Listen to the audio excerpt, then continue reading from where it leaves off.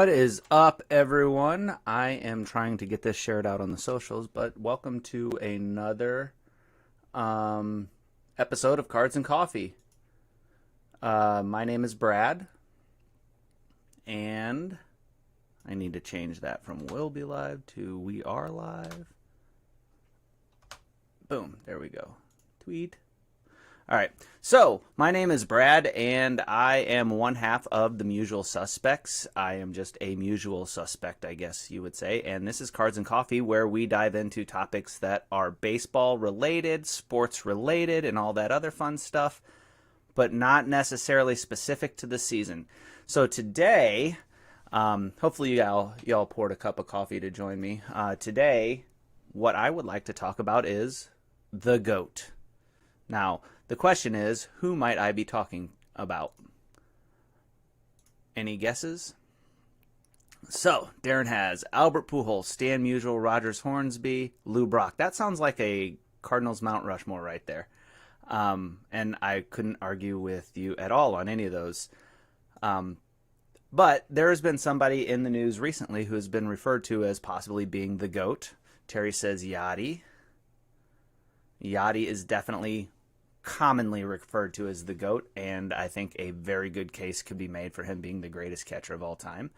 But the initial person that I want to talk about isn't any of those. It's not even a baseball player. This person is Simone Biles. So she's been in the news a lot lately, and there have been a lot of questions, controversy, and all these sort of things. So leading up to the Olympics, Simone Biles was considered to be at the top of the game as far as Olympic gymnasts go. She is considered to be the most talented, the best athlete to be a gymnast of all time. That's it. Coming into this, anything less than gold was the expectation. She was going to lead the Team USA women's all-around team to gold. She was going to win individual gold, and so on and so forth. Well, we got word a couple days ago, I guess it was, that Simone Biles needed to bow out of the women's all-around competition. And the reason she bowed out of the all-around competition is mental health. That's the reason she gave. And things just exploded on the internet from there. We went on all sides. Well, not all sides. I mean, it just split right down the middle, and people went to the immediate extremes. There was a portion of Twitter and the internet that was just cheering her on and calling her the bravest person ever, and then there was a portion of Twitter and the internet that was just absolutely dragging her. And the question is, what does this mean for her status as the GOAT? But for me, it also brought up a lot more questions, which we'll talk about, and things that it made me think about, which we'll talk about. And then we'll draw that into the Cardinals. So don't be like, oh, he's talking about gymnastics and bail out on me. Because we'll bring this around, and we'll try to make an application to the Cardinals, and then we'll also try to make an application to your life and to the way you coach. If you coach an athletic team in general, or if you have a kid that plays, or anything like that. So first of all, let's address this situation as best we can. All we really know is that she said that she dropped out because she was struggling mentally. Now, if you know anything about Simone Biles, she has had her story is one story that is one that you want to write about. It seems like a movie. You could make a movie off of it, of where she came from to where she got to and all that other stuff. And it's incredibly impressive. I am incredibly impressed by this young woman. She's 24 years old. This would be her last Olympics, and she did a vault, and the vault didn't go well. It was like a 13-point something, and anyway, she looked at that, and she said, you know what?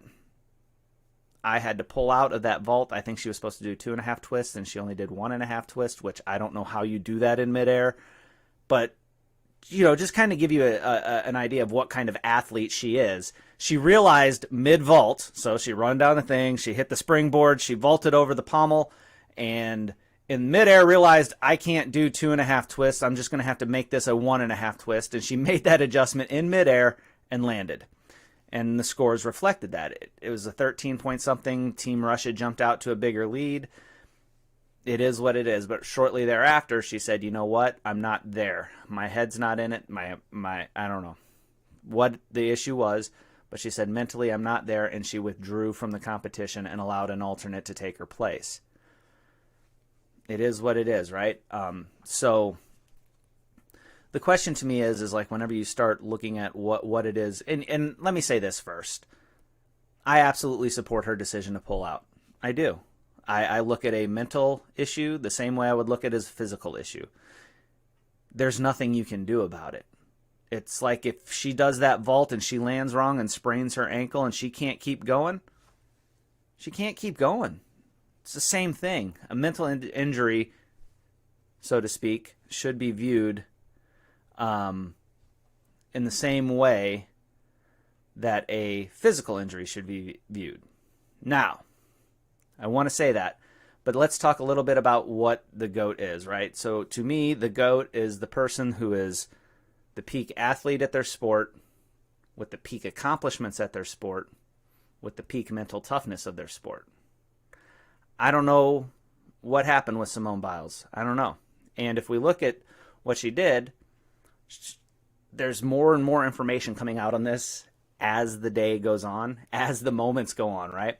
So she scored that low score, and then she pulled out, and she realized that in her current mental state, you know, because a lot of the argument is that she's abandoning her teammates. But she realized in her mental state that she's not going to be able to score high enough, and she's actually going to be a weight on her teammates. It would be like, I look at it the same way as you would look at somebody who rolled their ankle playing basketball, could put pressure on it, but they were your starting point guard, and they're just not going to be themselves. They're going to be about 80% of themselves.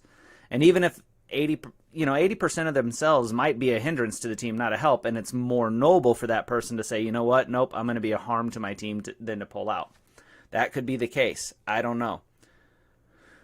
But the question about her being a GOAT, hard to say because she's injured, right? So she's got the peak talent. She's got the peak ability. I mean, heck, she realized in mid-twist that she mid-vault that she wasn't going to do what she was going to do and made the adjustment to land a less spectacular vault. Question is she the GOAT? I don't know. Can you say somebody who gets injured regularly that has two of the three things, I'd say all three of them, but their body isn't healthy enough for them to actually compete, so they don't ever actually reach that pinnacle? Can you say that they're the GOAT? I mean, think about Cardinals players who were supposed to be the next best thing, and then injuries get in the way. More injuries and more injuries and more injuries. Jaime Garcia is one that comes to mind. Up until today, I would say Alex Reyes was one that comes to mind. He might still be somebody that comes to mind. You know, where is he going to end up in Cardinals history? And how much of that was hindered by like 3 straight years of season-ending injuries? You know, Rick Ankiel is a great example. Rick Ankiel was an absolutely amazing pitcher, and whatever happened, he couldn't throw the ball to the catcher. He couldn't throw the ball to the pitcher or through the strike zone. He couldn't even throw the ball under the batter's head. He always threw it to the backstop. Can you call him the GOAT if they can't, you know, achieve the greatness that they needed to? We look at Michael Jordan. We look at guys like Michael Jordan. We look at guys like Kobe Bryant. And you say, hey, these guys were it. There was nobody better. Nobody could compete with them. Nobody could even come close. And it didn't matter what the situation was. They were chomping at the bit to get out there and do it. Fair enough. But they were out there. Their careers weren't hindered by injury. And if you look at Simone Biles, and this is kind of an interesting thing to think about because, you know, the Olympics only happen every 4 years. She misses out on, this is going to be her last Olympics. So I imagine she didn't come to the decision lightly. I think she really is like, you know what? I need to make sure that I'm okay and I'm safe. Fair enough. 100% respect that, understand that. But she's here. and she missed out on 50% of what it is to be an Olympian. She missed half of her career, basically, as the greatest Olympic gymnast. Now, there's world championships and other competitions that happen in between, which is she can do all that and win all those accolades. But really, for the average Joe to think about an Olympian or to think about a gymnast, you think about the Olympics. And her missing out on the Olympics is going to hurt that reputation in the end. She absolutely had the potential to be the GOAT. She should have been the GOAT. Whether or not she will be viewed as the greatest of all time, that remains to be seen. But so that's kind of where I'm at on that. I completely support her taking herself out of the competition. She understood herself. She understood her body. She understood her mind. She understood where she was, and she made the right decision. And so I'm good with that. You know, I look at that the same way I would look at somebody that broke their ankle in a competition and then had to withdraw, or somebody that broke their arm, or whatever the injury might be. When you're hurt, you're hurt. And where you lose me is when you start referring to people as brave for pulling out of the competition. I don't understand that mindset, right? And this is kind of where I was going to talk about when we're coming to this as a culture. As a culture, it seems to me like we value a victimhood more than we value an overcomer. And it breaks my heart that we do that, because I don't think that that's good. Was Simone Biles pulling out of this the right thing? Absolutely. If she wasn't there, you know, she could have gotten seriously injured. She could have, I mean, at the very least, she would have harmed her team's ability to actually even medal. So pulling out and allowing somebody who could score, even if it isn't what she could have scored on her peak, scored better than where she was at that moment, pulling out and letting somebody else come in and score probably secured the silver medal for Team USA, and that's awesome. That's selfless. But I can't say that, you know, this is the most brave thing an athlete has ever done. That's not brave. It's the right thing, but it's not brave. You know, I wouldn't look at somebody who twisted their ankle and pulled themselves out of a competition and say, that was the most brave thing that they ever did. If we want to draw the comparison between mental illness and physical illness as being the same thing, which a lot of people did in this huge debate, then yes, I agree with that. You know, we need to understand that your mind is just as important as your body, and you need to take care of both. I cannot stress that enough. It is the right thing to do. But what it's not is brave. Doing the right thing for your own health doesn't necessarily mean that it's brave. I don't think that that's not a value that I want to encourage in the next generation, if that makes sense. We tell people all the time, you know, we've shifted. What's brave is being able to fight through adversity, not giving in to adversity. And she's still going to have a fight, and she's still going to have a struggle. You know, mental health is like that. It's still going to be a fight, still going to be a struggle. I think Naomi Osaka pulled out of some stuff because of mental health issues and then came back. I think she won the first round in tennis, but I might have lost a subsequent round. I'm not sure. But there's going to be a battle. There's going to be a struggle. And what I think we should celebrate as a society, what we should call brave, isn't the pulling out. But the pulling out, the fighting the mental illness, the getting things back together, and then coming back. So get back to Darren's example of Rick Ankiel. Rick Ankiel changed his entire career. He had the yips, couldn't throw a strike, couldn't do anything. And he basically retired from baseball.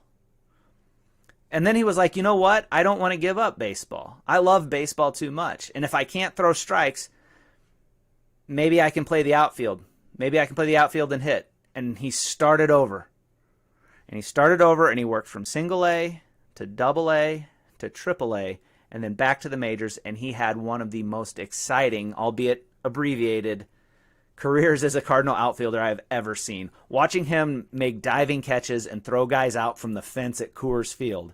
He threw that guy out with a laser from the fence at Coors Field to third base. He hosed that guy, and I will never forget that.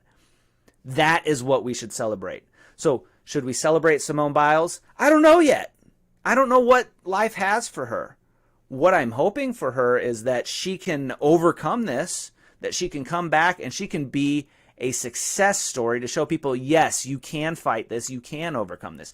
This is the attitude that we need to be cultivating. Not, it's okay to quit, but if you have to step back, reset, and then go again, that's the attitude I want. And I don't think Simone Biles is a quitter. I think she's going to come back. I think she's going to do some other things. But this is close to the end of her career. She's 24 years old, which I think for gymnasts is like ancient. I don't know, which is really sad to think about being 24 years old and then that's all you got left, you know, because I would have been retired many, many years ago if I could have done many flips and spins and twists and splits and all the other crazy things that those girls and guys are able to do. But what I want to see is an attitude shift among people to push people then to, you've got some adversity in your life, don't quit, overcome it. And you might be sitting there saying, Brad, I don't think you understand. And I will tell you, yes, I do. I know what it's like to have adversity in your life. I know what it's like to have your body abandon you when you think that your body and you are on the same page. I know what that's like. I've had 3 heart attacks. The first heart attack could have killed me, and it didn't. And I could have quit, but I didn't. What you need to do is you need to step back, reassess your situation, reapproach it with the right approach, and then get back to it. It's the only way forward. It's the only option you have, and that's the attitude that we need to cultivate in our kids. It's not the end of the world if your kids get a B or a C on the test. It's like, I didn't do good on that test. But what you can find out from that is A, it didn't kill you, and B, you got to do better next time. What you did didn't work, so step back, reassess what you were doing, reevaluate, make the necessary changes, then get back to it. And that's what I hope for Simone Biles. That's what I hope she does. Whatever she needs, be it a sports psychologist, be it medication, or whatever it is, I hope that she gets it, and I hope that she comes back, and I hope that she shows these young girls that look up to her that, hey, you're going to face adversity, you're going to face things that you can't handle, or that seem bigger than you, but then next thing you know, you overcome it. And that's what I want, you know, and that's kind of where I'm at with this attitude. When I talk about us in a society, we need to be a society of overcomers, not a society of succumb. You don't want to quit. You don't want to just give up when adversity gets in your face. You want to go back at it and go back hard. I don't know if you guys follow Inky Johnson on Twitter. He is a great follow. He usually sends stuff out in the morning, and then you're ready to run through a brick wall. The man is great. I actually got turned on to him by following Jack Flaherty because Jack Flaherty followed him, and Jack would retweet him, and so I'm like, oh, this guy's good. He understands what it means to overcome adversity. And for those of you who don't know, he doesn't have the use of one of his arms because of an injury he had in football. But he came back and finished the season with his team. He didn't play, but he ran every practice with his team because he's not done yet. He wasn't going to let that stop him. So whenever I say that, I'm saying this with encouragement. I'm not calling her out. I'm saying, hey, we need to celebrate people who overcome, because we're going to need people to overcome, because that's the kind of people that moves us as a society forward and us as a race forward, as a race being the human race. We move forward when we have people who overcome adversity. And it might be that you're facing adversity in your life. It might be something that you're struggling with. And I'm here to tell you, you can overcome that. Don't give up. Don't quit. You can do this. But we shouldn't celebrate, it's too hard, I can't do it. So, when I said I wanted to draw that back to the Cardinals, I'll take this back to the Cardinals, and I'll talk a little bit about where I think Mike Shildt is not doing a great job with that mindset, and then how we can use that same mindset to help our kids whenever they're whatever, being an athlete or a student or whatever in life. This is something that you guys can take with you. So when I was taking education courses, I took an educational psychology course, and one of the things that we talked about in educational psychology was setting the bar high enough to make your students put forth effort to reach that bar. And once they reach that bar, then you set a new bar that was just a little bit higher, and then a new one that's just a little bit higher, and a new one that's just a little bit higher. What you want to do is you want to create an expectation of advancement, of progression, and you can't do that if you just stop. Because once you stop expecting advancement, once you stop expecting progression and advancement will stop, and that's where your students will stop. They won't ever get any better than that. Same thing goes for athletes. Hey, you hit 30 home runs this year. That's awesome. You think maybe you could hit 31 next year? I'm not asking for a ton more. I'm asking for one more. You know, it's like DJ Khaled, another one, right?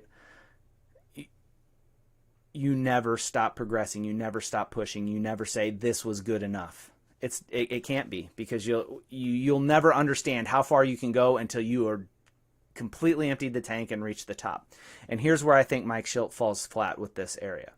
When Mike Shildt comes out and does a press conference and you see him say, hey, these guys are working hard and they're doing their best, and this is after they gave up 5 runs in the 9th to lose the game, or they get no hit by somebody or whatever, what you are saying is these guys, what you see now from this team, that's it. That's all they've got. That's their best. So if you look at the Cardinals right now, I believe their record is 51-51. I think they're right at 500. I think they were a game over and then they lost. If you say you're doing your best and this is your max achievement, what you're telling this team is you guys are average. Your very best will never amount to anything more than a 500 record. And I cannot for the life of me understand why you would do that. I would never make that comment about my team. You know, if you want to defend your guys, defend your guys. Say we're working hard, we're progressing, we're getting better each day. This outcome was not acceptable, and we won't stand for it, and we'll keep moving forward. If I'm coaching a team, when I'm coaching a team, I'm always looking to say, hey, I know you put forth your best effort, but I know that you've got more in the tank. You think you put forth your best effort, but you've got more. There's more there. There's more left. You can go deeper. You can go harder. You can go stronger.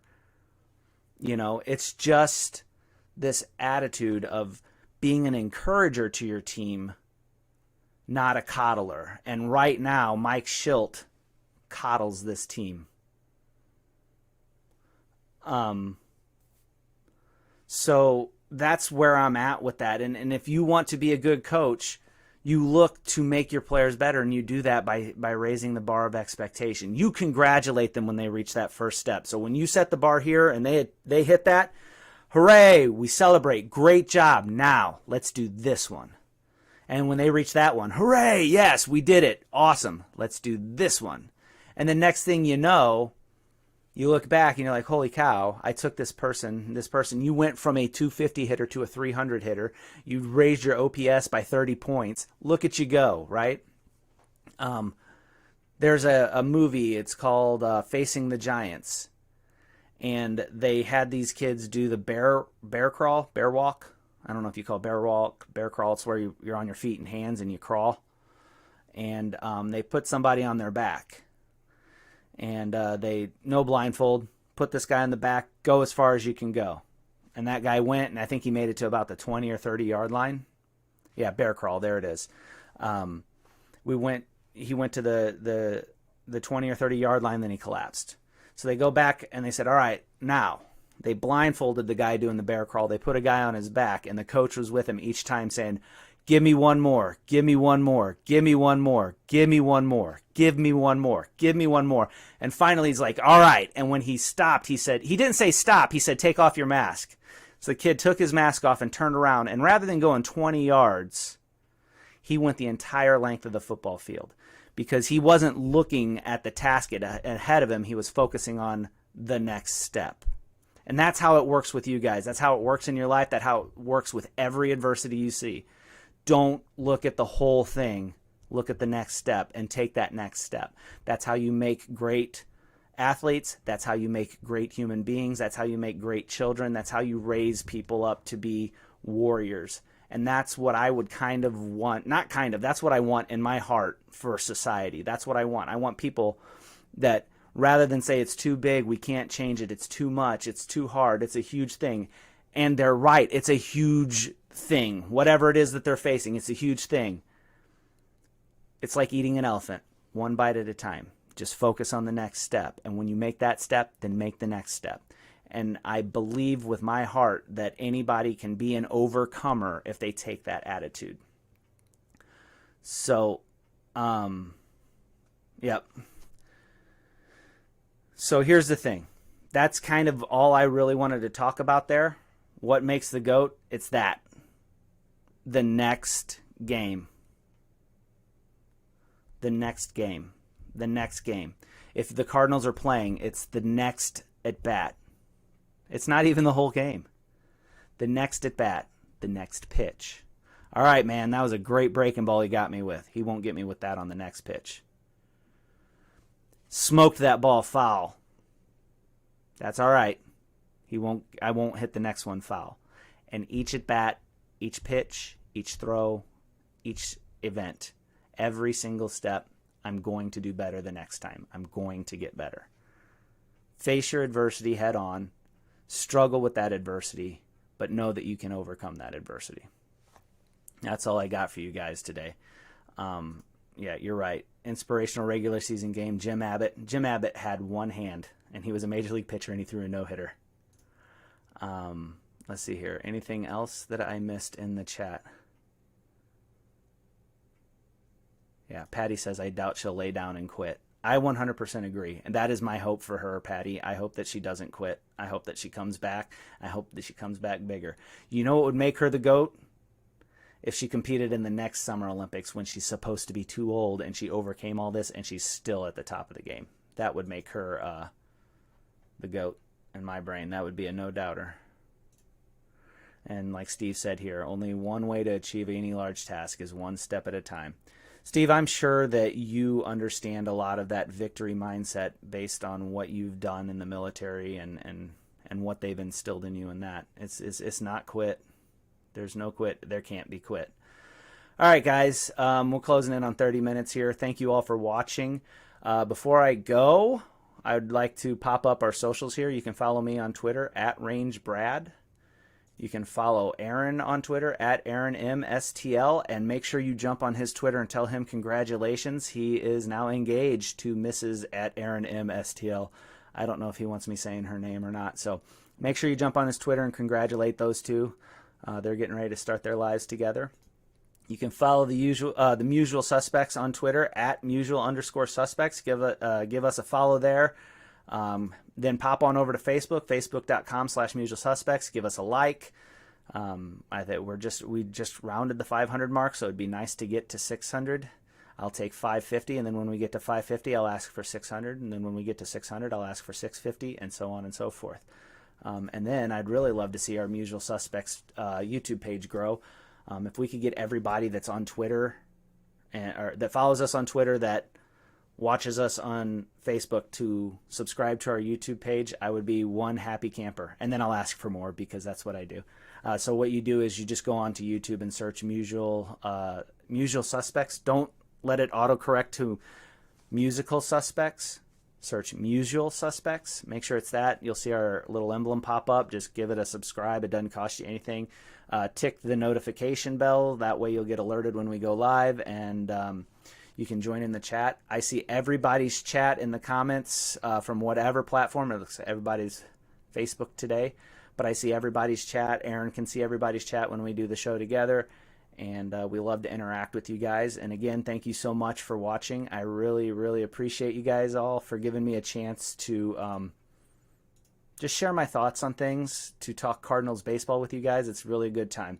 So with that being said, I will catch you all next Monday, probably at 6:30 or 7 o'clock. We'll see you then. Bye.